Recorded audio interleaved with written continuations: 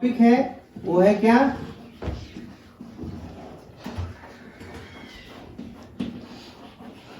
Conservation of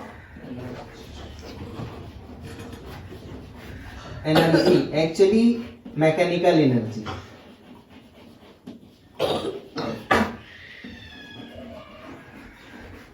And what is mechanical energy? Sum of potential energy and kinetic energy is said to be mechanical energy. So conservation of energy हमको apply करना है, और conservation of energy जो है वो एक special case है किसका? वर्क एनर्जी थ्योरम का। ये क्या है? It is special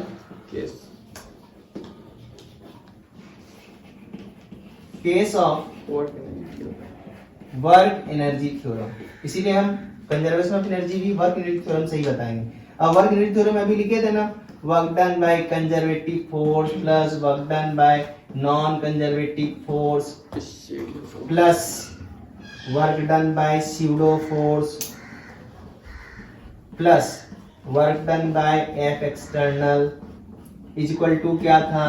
kinetic energy final minus kinetic energy initial. ठीक है, ये था work energy theorem.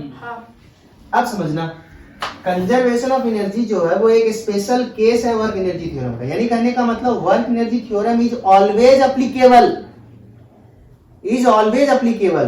But conservation of energy is applicable under a certain condition. And what is the certain condition? The certain condition is that कि उस system में, उस body पर केवल कंजर्वेटिव फोर्स ही एक्ट करना चाहिए।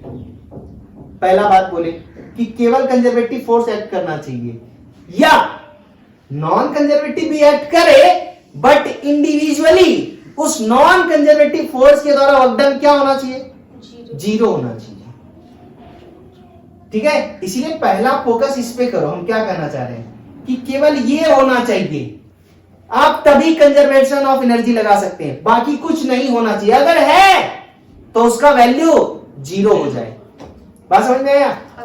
तो हम क्या बोल रहे हैं कि अगर ये प्रेजेंट नहीं है, या प्रेजेंट अगर है भी, तो इसका वर्क डन क्या है? जीरो है। ये प्रेजेंट है या नहीं है? अगर है तो इसका वर्क डन क्या होना चाहिए? जीरो होना चाहिए। ये भी प्रेजेंट है, कोई दिक्कत नहीं है, वर्क डन इसका क्या होना चाहिए? बात समझ में आ रहा है? यानी कहने का मतलब या तो ये तीनों फोर्स क्या होना चाहिए? एब्सेंट होना चाहिए, और प्रेजेंट अगर है तब भी कोई दिक्कत नहीं है, तब उस केस में उसके द्वारा वर्क डन क्या होना चाहिए?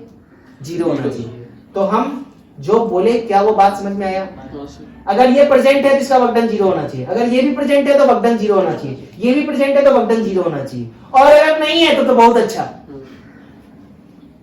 यानी कहने का मतलब उस सिस्टम पर केवल कंजर्वेटिव फोर्स एक्ट करे, और हमको पता है कि work done by conservative force is equal to negative of change in potential energy होता है। इसीलिए हम इसको लिखेंगे U final minus U initial. ये हमको पता है, ये तो जीरो ही हो गया, ये भी जीरो हो गया, ये भी जीरो हो गया, तो बचा केवल यही ना। वर्क एनर्जी थ्योरम में यही बचा ना। अगर मान लो नॉन कंजर्वेटिव फोर्स प्रेजेंट नहीं है, एब्सेंट है या प्रेजेंट है, बट इसका वर्क डन क्या है? जीरो। तो ये सब के साथ भी वही बात। ठीक है, केवल ये फोर्स एक्ट कर रहा है, हम एज्यूम कर रहे हैं, तो उसके बाद हम ये चीज लिख सकते हैं। तो ध्यान से देखो, एलएचएस में क्या लिखा जाएगा? लिखा जाएगा minus U final minus U initial is equal to लिखा जाएगा के kinetic energy final minus kinetic energy initial. क्या समझ में आया? हाँ, अब ध्यान से देखो, ये काइनेटिक एनर्जी फाइनल को एक तरफ ले आते हैं और इनिशियल को एक तरफ ले आते हैं। अब देखो, काइनेटिक एनर्जी इनिशियल के पहले साइन क्या है? तो इधर आएगा तो क्या हो जाएगा? प्लस। तो काइनेटिक एनर्जी इनिशियल। अब ध्यान से देखो, ये वाला माइनस जब इस u के साथ आएगा, u इनिशियल के साथ, तो ये माइनस माइनस क्या हो जाएगा? प्लस। तो kinetic energy plus potential energy, ठीक है, इज इक्वल टू ये वाला काइनेटिक एनर्जी फाइनल इधर ही रहने दिए, तो काइनेटिक एनर्जी फाइनल, और ये देखो माइनस है, ये जब ब्रैकेट ओपन करेंगे माइनस है, तो इधर क्या हो जाएगा? Plus.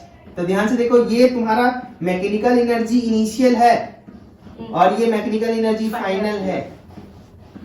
This is the law of conservation of energy और mechanical energy, but under a certain condition. ये चीज जो आया है जिसको इसको इसको खत्म करने के बाद आया है, यानी केवल अगर कंजर्वेटिव फोर्स एक्ट कर रहा हो तभी आप कंजर्वेशन ऑफ एनर्जी अप्लाई कर सकते हैं, अदरवाइज आप कंजर्वेशन ऑफ एनर्जी अप्लाई नहीं कर सकते। और जब तुम इस पे बहुत सारा सवाल बनाओगे तब तुमको क्लैरिटी मिलेगा कि कब अप्लाई कर रहे हैं, कब अप्लाई नहीं कर रहे हैं। ठीक है, बात समझ में आया? Work energy, work power, work energy power जो है चैप्टर